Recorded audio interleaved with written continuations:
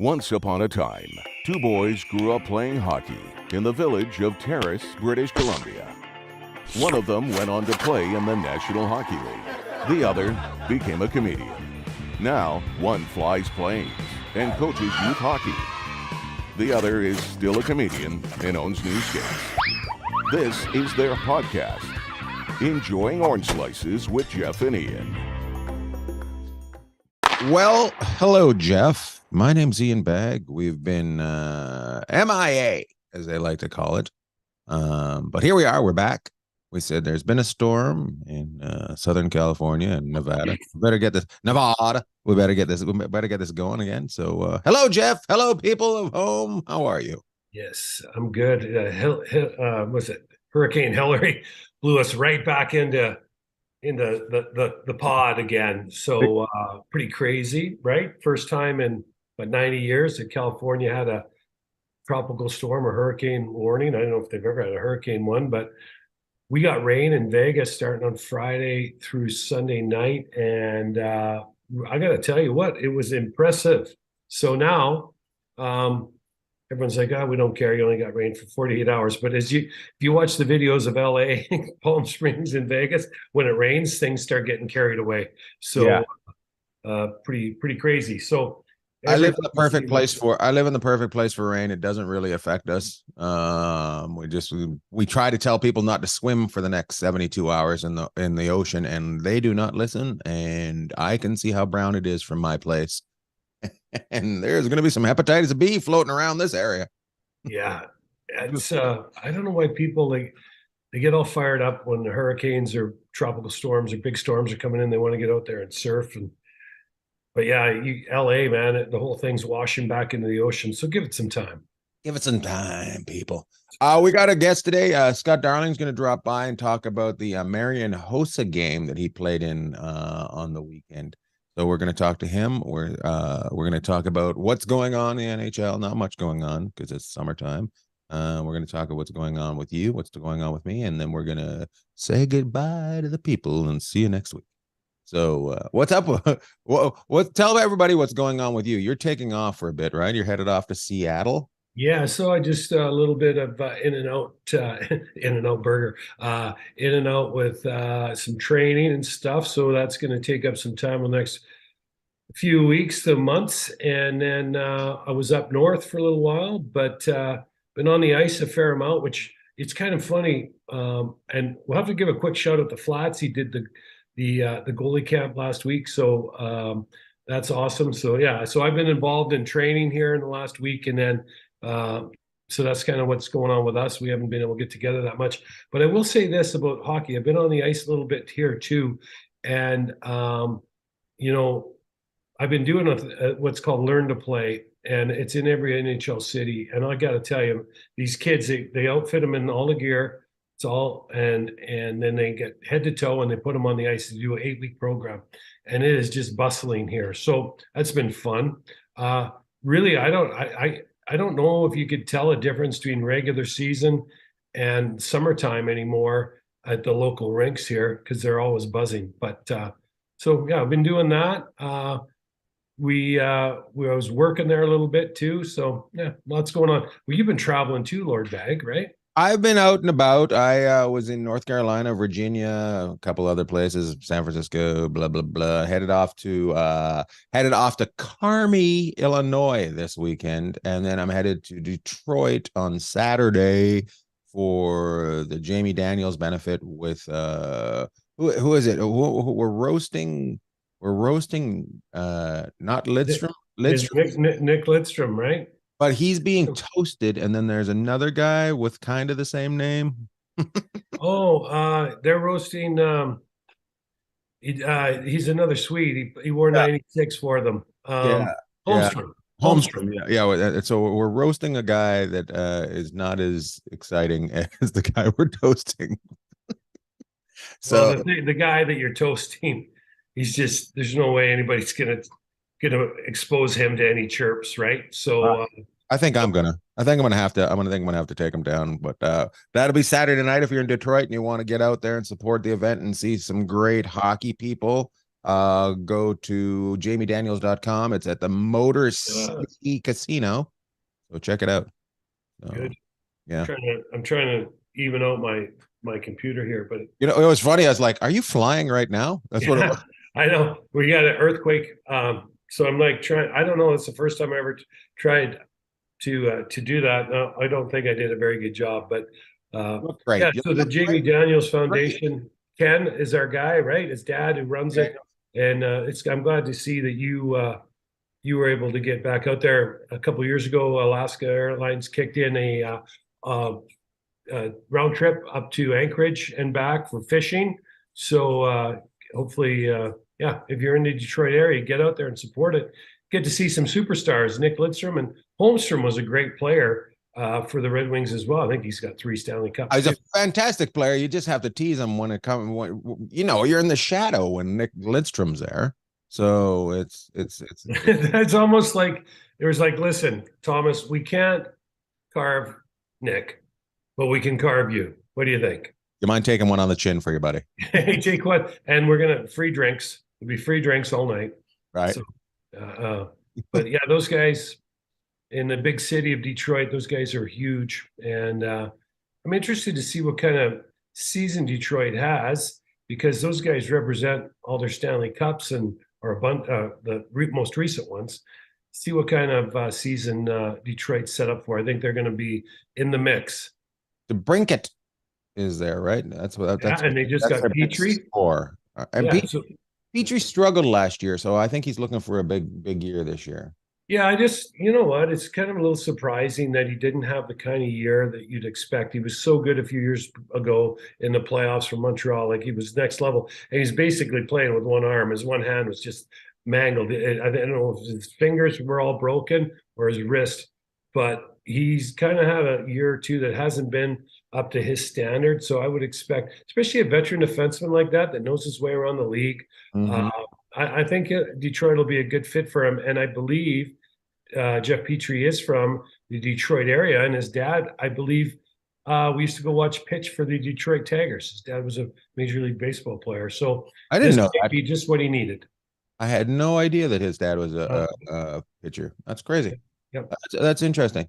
Let's get back to we better bring up Wade one more time because I stumble over that. 26 goalies he had over 4 days up in Terrace, British Columbia.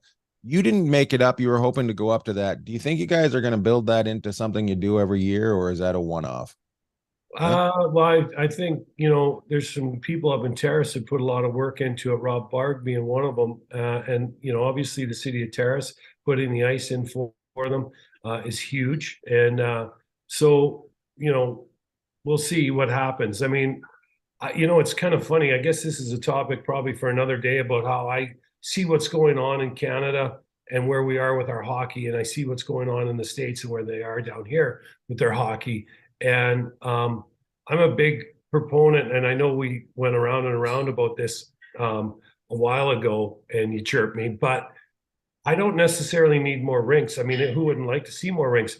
But I would like to see some kind of facility where kids could go in, and it doesn't matter whether you're a hockey player, badminton, soccer, golf, football, baseball, whatever it is, whatever you name the sport, or you just want your son or daughter to be active and go into these places where they have some resources to keep themselves going because they don't need to be on the ice 24/7. They don't need to be on the ice every month of the year, but some resources to help develop young people physically and mentally so that if they want to try and do something or they want to pursue a goal like that, it's there for them. And I don't have the $10 word to dress it all up, but yeah, I'd love to see them continue on. And I was talking with my lovely wife the other night about it. If this year it just wasn't, I wasn't able to make it happen because of a number of different things. But Wade stepped up to the plate and got it done.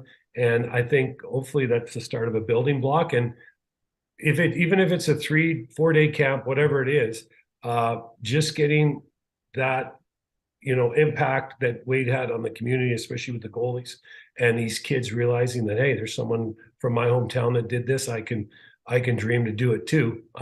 My thing is let's not only, 3 days a year probably is not going to be enough, but start focusing a little bit more, especially because you always talk about dollars and cents. Focus a little bit more on building a community-based like for lack of a better term, recreation center, but a performance-based center where kids can go in and there's no pressure on them to be the best at this and that, but learn about how to take care of themselves, learn how to develop physically. And obviously, if you're developing physically and you're enjoying something, you're going to do well mentally, or at least the steps are there, right?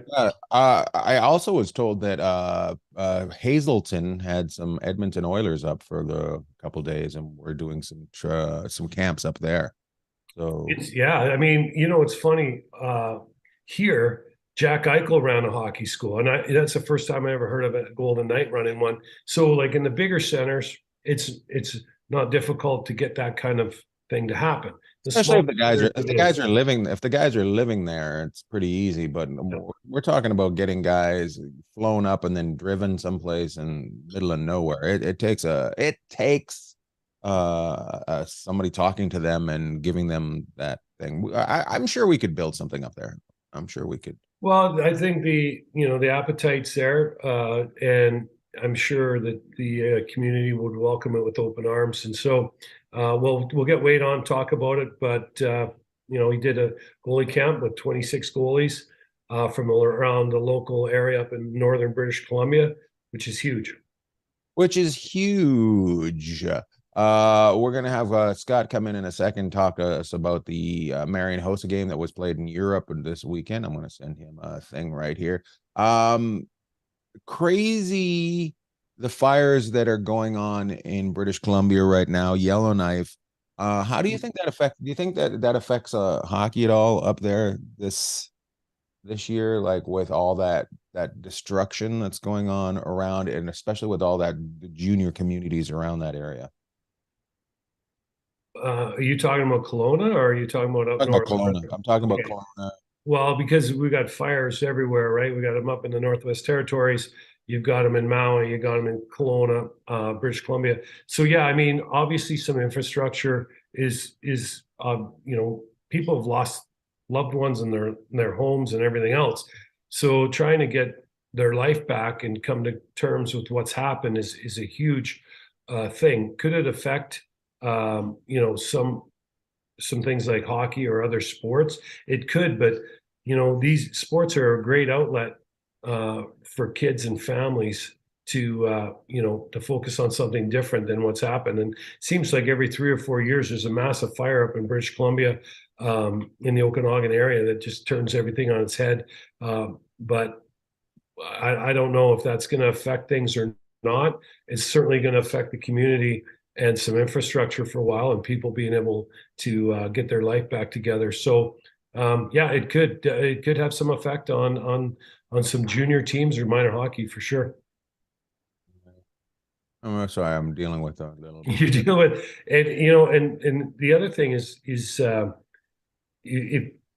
don't know of any. I know some buildings, obviously houses and buildings got burned down. I didn't hear of any arenas being affected, but I know that there's some that were not too far away from it. So hopefully they get a handle on things. What do you got going on there? Are you trying to work your board for?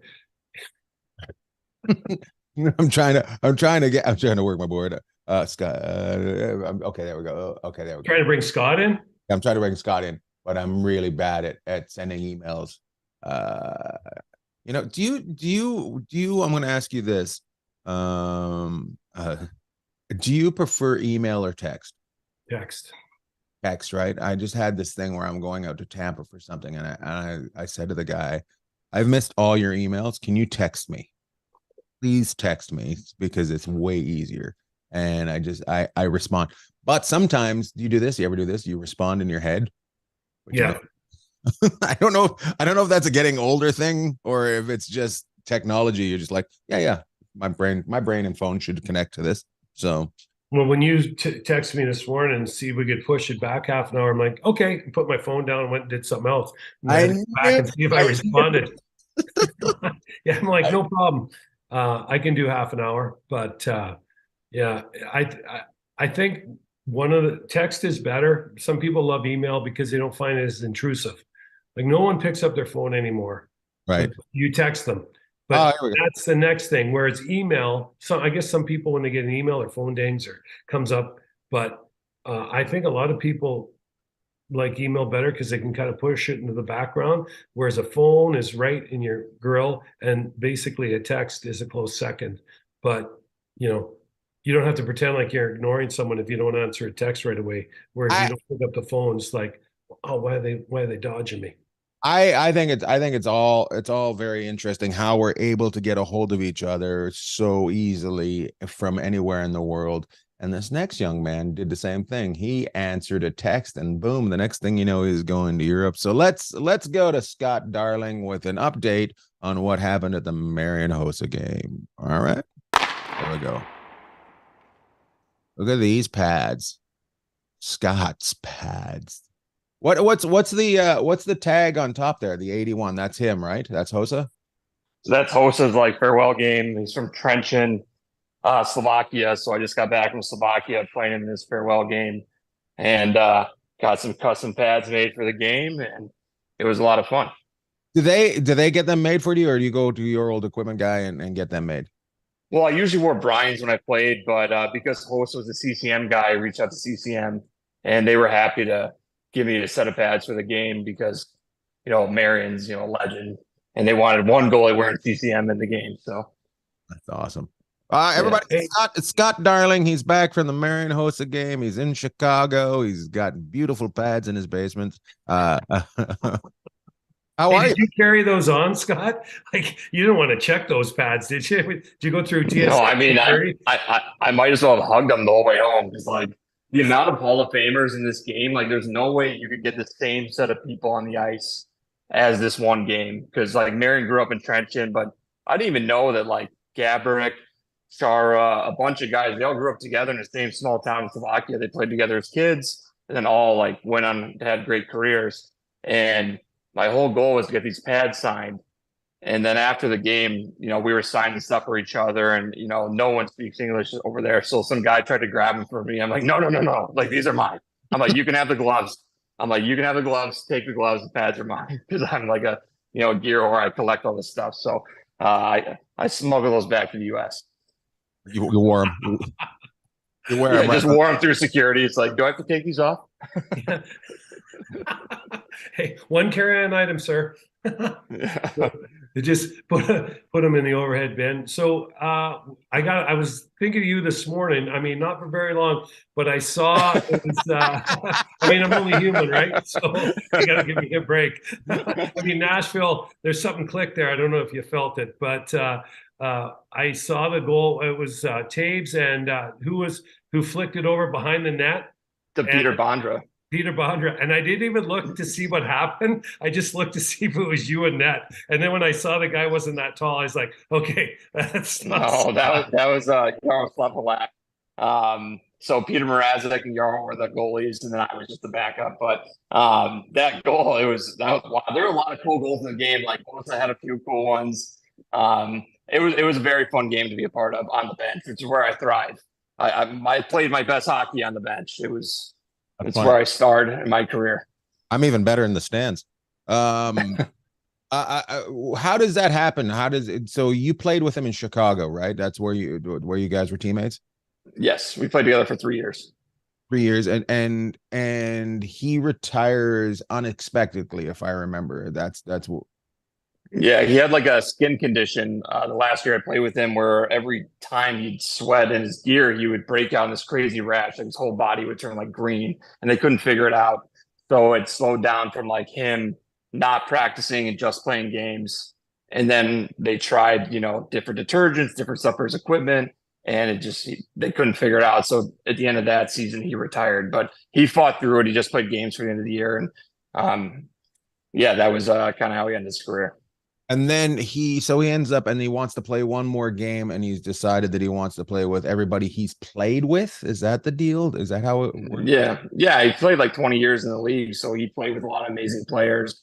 I think I sent you the lineup. Like, I mean, just even saying Peter Bondra, like Nicholas Lidstrom was there, Holstrom, Gabrick, Taves, Keith, Chalmerson, Oduya. I mean, the list goes on and on. I was the least like experienced player on this team, like for real. Like I was the poorest guy out there on the ice, and I only took warm-ups. That's why they put me on the bench. But he just brought all his old teammates out from all over the world and had this amazing farewell weekend, and it was a very, very amazing setup. Like it was kind of like the most like cool thing I've ever been a part of in my life. Like it does some cool stuff, but like I had my own driver. Okay, this weekend in Slovakia, I got back yesterday, but it was very cool. I don't get starstruck much, but some of the players that were there, I was like, Mr. Lidstrom, can you please sign my pads?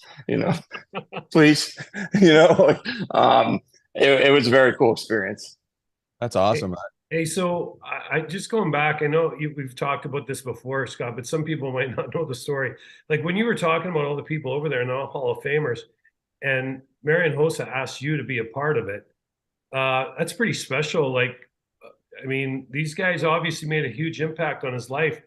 What did you do to make a huge impact on him, like that you can remember? Because obviously he could have asked a lot of people. Well, yeah, Marian was as a bench boss, which I was when we played together. Sitting at the bench, I controlled Marian's sticks. He had different size sticks for different situations. So like a face-off player, a power player, a penalty kill, I'd be the one to hand him a stick. So that's why I left an imprint on him. But when he called me to come to this game, I was stunned. I mean, we're friends, but like we don't keep in touch like, every day. And I was like, Marian, like I'm so grateful that you called me, but you played with so many great goalies throughout your career. Like, why did you call me? And he goes, Corey Crawford couldn't make it. And I was like, all right, fuck you. I'll see you in Slovakia, dude. I still think though, you're right there with the, that's awesome. I mean, a great experience. So did you say was Patrick Kane there? Did he play? No, Kaner's still getting over his surgery. Okay, yeah. From the Hawks, it was Dustin Bufflin, Bufflin? Yeah, Buff played. He was ripping out. In warm-ups, he ripped one off Halak's head. And Halak was so pissed. And like I took warm-ups, but I didn't even go down. I was just like kind of, taking time for Mrazek. But after the game, because Halak was on the other team, he's like, yeah, Buff came down. And Buff, he's a big boy, man. He can rip the puck. I played against him a lot of times. And Buff came down first shot right off Halak's forehead. Halak was not happy. But yeah, so Bufflin, Taves, Keith, Oduya, Jalmerson, Kruger, Teuvo Teravainen. And then they brought the whole Blackhawk staff over too, like the equipment managers, the training staff, massage service, everybody from the Hawks. Because like that's where like I think Marian like claims his home team because he played there for like a decade, won 3 cups, and so it was cool to like fly over with all the people because it's still the same staff. So we all were on the same flight and same people when I played there, and it was a lot of fun to see everybody. I've never heard of that anybody doing that. Is that the first time anybody's done that kind of thing? I think someone did it last year, but like not to this magnitude. Like this was like I said, like I don't consider myself like a famous person, but when I got out of the airport in Vienna, we all flew to Vienna and then drove to Trenton. It was like 2 hours. It was like Cardi B was walking out the airport, like paparazzi, like crazy, like hundreds of people, signatures, all these cameras. And I was like, I'm like waking up from a 9-hour flight over there. I'm like, what the fuck is going on right now? And they're chasing us. We got security guards like putting us in vans and like escaping like the airport and all this stuff. I was like, oh man, this is the real deal over here. And it was like the coolest like event, like everything perfectly taken care of for the whole weekend. It was definitely a once in a lifetime opportunity to be a part of. Cool. Thanks. Did you guys just do the game, or did you put the blades on before the game? You didn't have like a pregame skate or skate the day before by any chance, did you? You guys just No, we didn't. We were joking around like, can we do a dynamic warm up at the hotel or something? Because all these guys, like, Big Z does like marathons now, Chara. So he's stretching out, Oduya's stretching out, and we're all just like maybe having a beer, like let's go play the game. And like obviously some of the players were like older, the range is probably like 30 to 60, the guys playing. And host gave us a talk beforehand. He's like, hey, let's play hard. The people played, like they paid money to watch us play, so let's play hard, be safe, like no hitting, but let's play hard.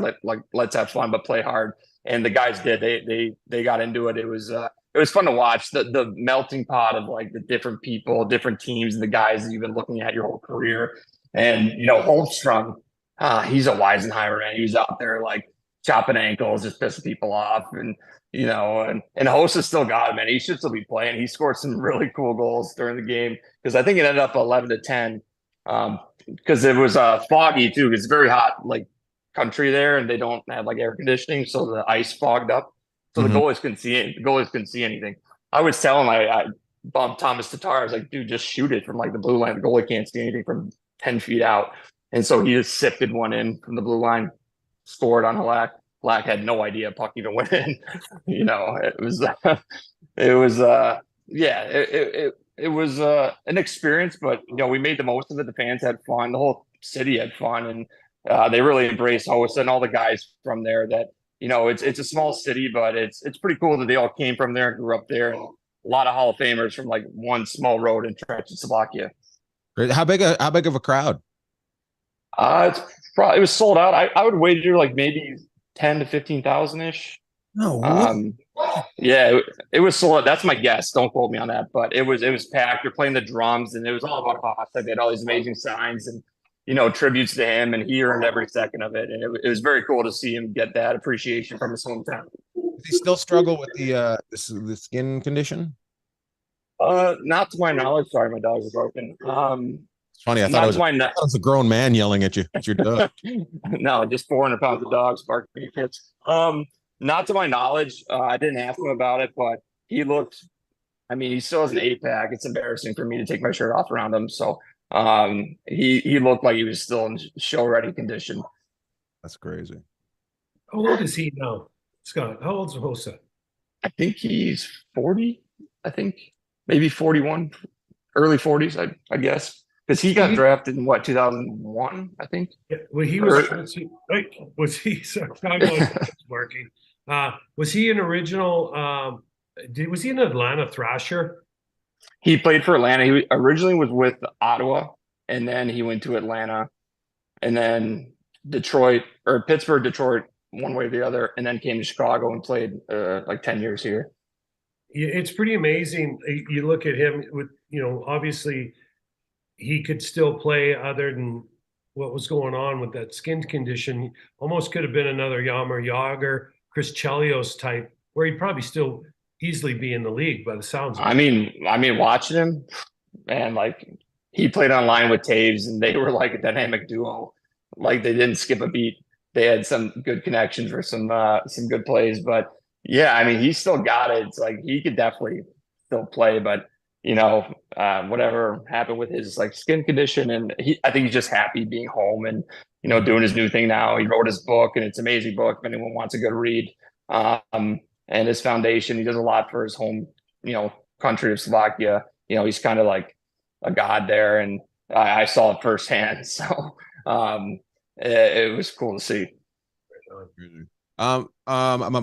Was Yager there? Did he play or no? He didn't come. Him and the only other guy, Sharp couldn't come, and Zetterberg didn't come. But other than that, like I said, I could go down the list. The coolest guy to me was Lidstrom, and he was the nicest guy in the world. Like I was like nervous to like talk to him, and when I went to get my pad signed, I was like, "Excuse me, Mr. Nicholas, can you please find my pads?" Even though we've been hanging out for 2 days, like he was the nicest guy in the world, and he could still play, man. He's probably 50.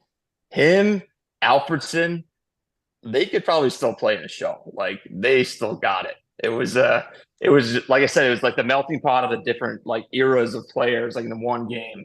And even Bondra had some like cool plays, good goals, like still has that in him. Like Ziggy Palffy had some great plays. Like you haven't heard Ziggy Palffy for a while, and it was like I said, as a fan of hockey and as a fan of the game, I was just so grateful to be there and watch these guys, like watch the names fly by the bench, like the different names, like oh my god, like I'm a part of this, even though I was just like handing out water on the bench. But like I told you, that's where I thrive. But it was very cool. I have a funny Ziggy Palfy story. I was in Circuit City. That's how long ago this was in LA. And I was just looking at something, and all of a sudden this guy comes out to me and goes, "Hey, you're the comedian." Because Oh, really? I did the King's Christmas party one year, and he goes, "Hey, you're the comedian. Hey, everybody, it's the comedian." I'm like, "Aren't you Ziggy Palfy?" You're like, can you help me buy a DVD player? At that time was like the size of this one. Walking around, so You should have told me. I would have told him. He was a funny guy. he was very funny. I remember meeting him a couple times. Very funny guy. Did you practice? Did you more like leading up to it? No, Did you just show up and I skated. I skated with the Hawks a couple days before. First time I put on full goalie gear in 2 years, and I went right into the full practice. I couldn't walk for 3 days. Like I have not like stretched or worked out since I retired from playing hockey, and I went on like full tilt. Probably took 2,000 shots, and every time like a tip drill, if I went down and had to move, I'm like, okay, stop doing that. You're gonna pull something. Like, don't ruin this trip for yourself. Don't get hurt. Like yeah, don't get hurt before you show up. don't get hurt. And no, it was just funny because like, can I be crass here? Yeah, of course. Okay, so it was my girlfriend's birthday the next day, and in the morning I woke up. I was like, "Baby, happy birthday!" Like, let's have sex. I was like, "I'm gonna do all the work. I'll go on top." And I get on top and I cramped up because I was so like dehydrated from the day before. And I turned into Patrick the Starfish, like on the bed. And I'm like beating out my cramp in my hamstring. And I was like, no, keep going, keep going. She's like, you said you're gonna do all the work. I'm like, no, hold on.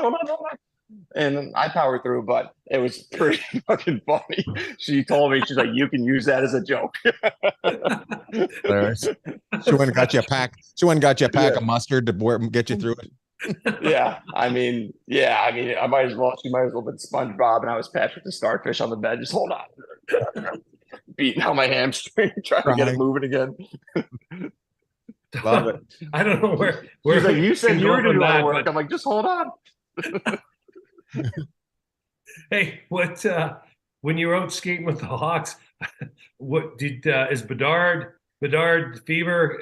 Was he in town yet, or? What's going on there? Because last time we saw you, that was the big, it was the big night where the Hawks got Bedard. Was he out skating with you guys, or what are they doing to market the team? I mean, he must be all over everything there. Yeah, I mean, Chicago is back when it comes to hockey. He's been here a few times, but he's so busy doing different things, going home, coming back. I haven't skated with him personally, but a lot of the young guys are here. They stay here for the summer, trying to, they don't know that they're fringe guys if they're going to play in Rockford, if they're going to be here. And then some of the guys like live here now. So like Connor Murphy's out there, and Blackwell, and a lot of guys. There's a great facility in Chicago where, if you're rehabbing an injury, like they have an amazing training facility where they practice. It's like right down the street from my house. So easy drive to get down there. But I mean, the city is very excited about Chicago Blackhawks again, which is great to see, because when I played here, it was Chicago like over any other, the Bulls or the Cubs or the Sox or Bears. It was the Blackhawks, and that kind of died out once they traded me. Common denominator. But hey, they haven't made the playoffs since they traded me. So, and after I skated with the guys, I was like, where's my contract? I played pretty good today. Like, you guys need a third string goalie? Like, I'm great on the bench, But no, so it was fun to skate with them, see them. I haven't skated with Connor, but some of the young guys, like, our future here is great. We have a lot of great draft picks coming up. We have the new goalie from Boston University who's coming in. I think he's going to be an integral part of this team in 2 years. Once, we get Bedard in, we have all these great players surrounding him, like Taylor Hall and Corey Perry, kind of, ease his way in the NHL. There's rumors that Austin Matthews wants to come here. And then this goalie, I think after a year or two in Rockford, I think he's going to be the next goalie for the Chicago Blackhawks. So, I mean, I'm not biased at all, but I think goaltending is the most important part of the team. So I'm excited to see how this kid does. I do. I have to ask, were you like, I could still do this after you practice? Yeah, I was. Yeah. I think I told you when I like a year and a half ago, I played in a Chicago alumni tournament, and I was playing against like beer league guys, and like, obviously, like I had it, like whatever. And I went up to Kyle Davidson, the GM, afterwards. So I got that feeling like, I could still do this, And I went up to Kyle. I was like, what's your situation for next year? He goes, nope. Like the fastest no I've ever heard in my life. I was like, geez, at least ease it into me. You know what I mean? I was like, fine, I'll just do broadcasting. Fastest no I've ever heard in my life. But no, I did get that like itch after I played and knew that I could still do it because I haven't played in 2 years. I was like, well, but what does that look like for a retired 34 turning 35-year-old? It's like I got a girlfriend and dogs and life in Chicago. It's like I don't want to go back to the minors where I have to like travel around and do a thing or go back to Europe. And it'd be fun, but it's like I just accept that I had a good 11 years and that's it. Hey, talking about that, so Jonathan Taves, I mean, he sounds and what you explained in the Hossa event, like he had the time of his life, which obviously the last few years in Chicago have been kind of rough.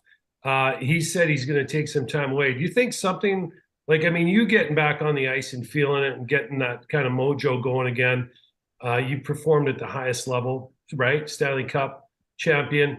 He's got what, 2 or 3 of them himself. Where do you think something like that might actually help him go into the fall and go, you know what? I think I got one or 2 more goes at this thing. Yeah, I mean, I don't want to speak for him, but for all I know is that he's taken a year. He's not retired. He's taken a year off and he'll probably play again. But he's been working so hard being like the identity of this team for 16 years. And we're all human, right? So guy needs a break, but he's not retired. He needs a year. And so that's all I can say. I'm not speaking for him, but that's all I know. Curious to see if it lasts a full year. Yeah, I mean, after how well he played, he might get signed for that fucking game. he was looking good out there. Yeah.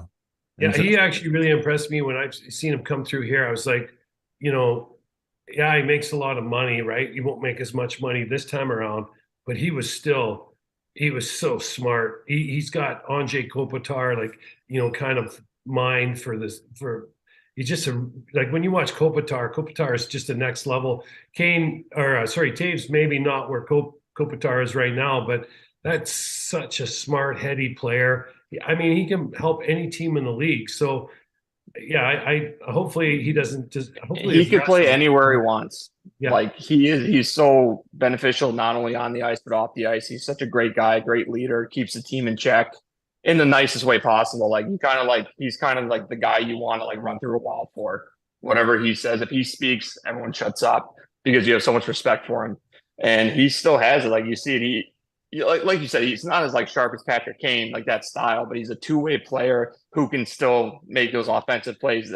But also like he doesn't want the limelight. He'll play D, he'll play back. That's why he's so great in the playoffs. He can do that role and win faceoffs, which is huge. So I mean, if he wants to play again, any team would be lucky to have him. And luckily, he doesn't need money, so he can sign wherever he wants. That's awesome. Hey, Ian, am I allowed to ask Scott a question that's not hockey related here? Can we do that? I'll go ahead, yeah. Okay, so we saw you in Nashville. You were doing your thing, and Ian was there, so we had a lot of fun. What's been going on for you? You doing your podcast? Are you on the road a lot? What are you doing for work? So, I mean, currently unemployed. What are you doing for work? The hockey season's coming up, so I'll be doing broadcasting. Are you going back? Are you going back to? Yeah, I'm gonna do some. I'm not sure how many games. Like last year, I did like every game, but this year I think it'll be more of a minor role because of Bedard. They want more of a forwards perspective on stuff. None of us are clear on what it's actually going to be. We're all kind of just sitting here with our dick in our hands, waiting for a schedule. But outside of that, like yeah, I'm just doing comedy. The podcast is happening. I've cataloged a bunch of stuff before I actually start putting it out, just so I have stuff to put out. And then I started producing my own comedy show in Chicago, and I'm trying to do as much comedy as I can. So if anyone's listening and knows a booker, let me know. Because I'm not doing as much TV, I'm willing to like travel and do shows anywhere, Ian. But yeah, I mean that's kind of what I've been doing now. But currently it's wedding season, right? So I've just been going to weddings all the time. Like I was just in Portugal for a wedding for someone I didn't even know. So it's like my girlfriend was like, "Should we get him a gift?" I'm like, "No, we're the gift. We're fucking in Portugal right now." But then some of my teammates, like I just said, Winnipeg for a wedding and, all this stuff. And then obviously the Slovakia thing. So I've just been traveling around doing that stuff. But now I'm back home for a little bit and trying to do more comedy. So I got some shows coming up I'm excited about. I'll see you in November, Ian. Yep. And between now and then, just trying to do as much as I can. Where are you guys in November together? End of November, beginning of December, we are at Chicago Zanies. Scott is Oh, Zanies, right on. Okay. Zanies downtown. Yeah. It's going to be a lot of fun. we did it last time. It was a lot of fun. And fortunately, I'm a lot better at comedy now than I was then. Yeah, that's how it works. I took classes. I've been taking classes in Second City and learning a lot more. Yeah, I've been doing it every Thursday. Man. Class. That's awesome. Hey, I'm a hustler, man. I told you. Tell me I can't do something, I'll do it 10 times better than you think I will. That's my motto. So I've been taking classes in Second City, and I've learned a lot. It's been going well. It's helped my comedy a lot. I love it. Awesome. Good. Yeah. Thanks for talking to us about that, Scott. We haven't done the podcast in a couple of weeks, and it's good to have you drop in and talk to us about that. It makes us feel like we're important again and part of the game. So, well, you guys know I love you guys. So anytime. And you guys gotta come out to Chicago. Okay, yeah. We'll have some fun.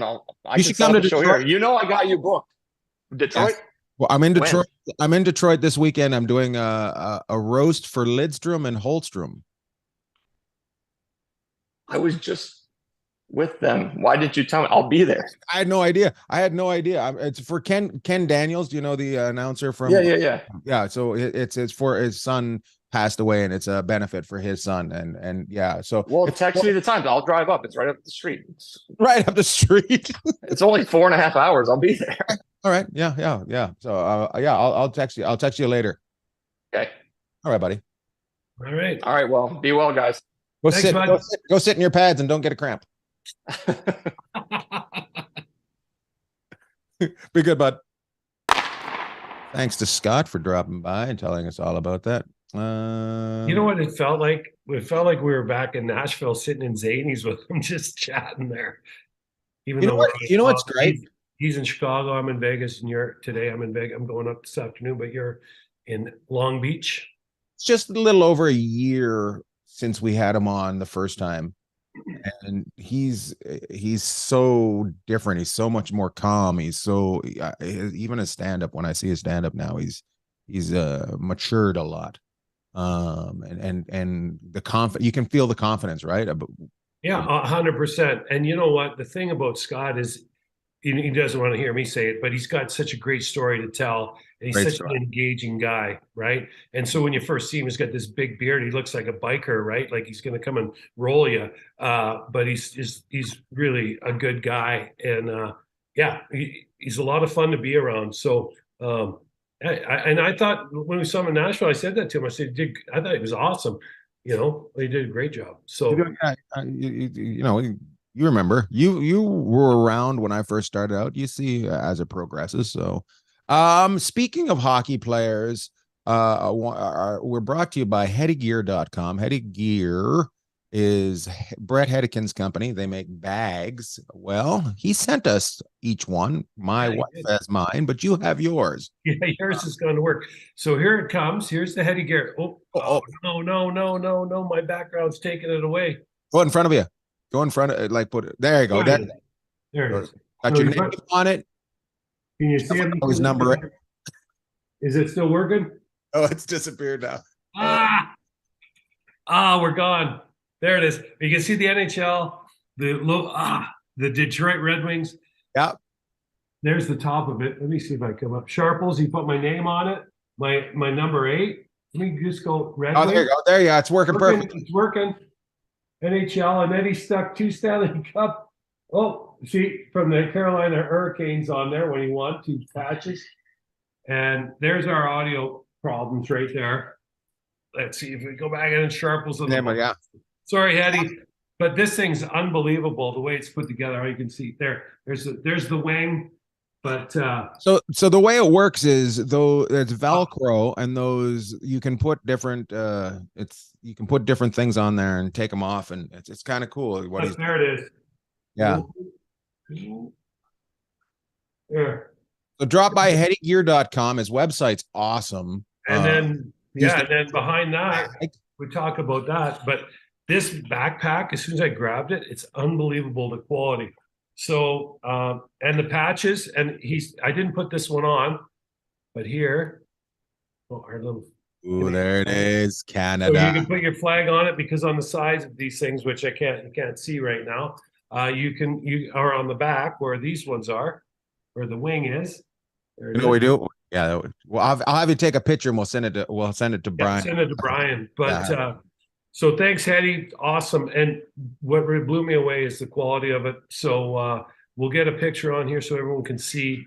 And And you know, also at the same time, if you take a look at this, Jeff stands up. We got the enjoying orange slices, oh, there it is, right there. enjoying orange slices Boom. t-shirts. The way you can get them, you can send me an email on my website. We've only got a certain amount for now, but we'll be having more. They come in size small all the way up to 2X. We've only got 5 of each size to sell. So if you want to, and we're going to be having more, we wanted to get them out right there though. I think they look great. No, they're good. Here, let me pull this down a little bit. There's the enjoying orange slices with Jeff and Ian. Oh, look, see how you always block my name out? Look at how your name's blocked out today. Let me, It took me there it is. I took you down. There it is. yeah. So, It's we're branding today. Actually, we're doing a great job of branding, because I'm branding here and I'm branding behind me. Yeah. And then I got the old Sharpest Equipment hat on, but I'll get our enjoying orange slices hat on next week. If you take a look at it, it's all white and it looks like it's been skated on, and then the logo, the orange is in the middle. So that's how we went with it. We're pretty happy with those. It turned out really well. Yep. So no, it's awesome. And we had a lot of fun going downtown LA to get these shirts and talking to some great people down there. Actually, the guy we got the shirts from is awesome. Yes. And where we got them. I can't Vintech. It's Vintech down in the alley downtown. I can't remember what the alley's called. It's where they do all the clothing down in downtown LA. And then Deluxe oh my God, Deluxe Screen Printing is the lady that does it for us.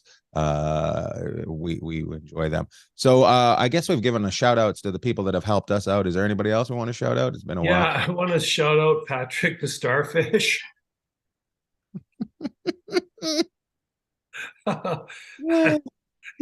Just everybody that's a SpongeBob fan, all the parents, when they heard that, they're like, oh. He's going that direction with it. So anyways, yeah, that was a lot of fun. So yeah, we did our shout outs to our people today, and it's good to get back going. And thanks to Almi for dealing with us. We haven't given him quite a schedule, so we're back on it, and yeah, it's good. So thanks, Brian Almi, for dealing with us. Yeah, everything's good.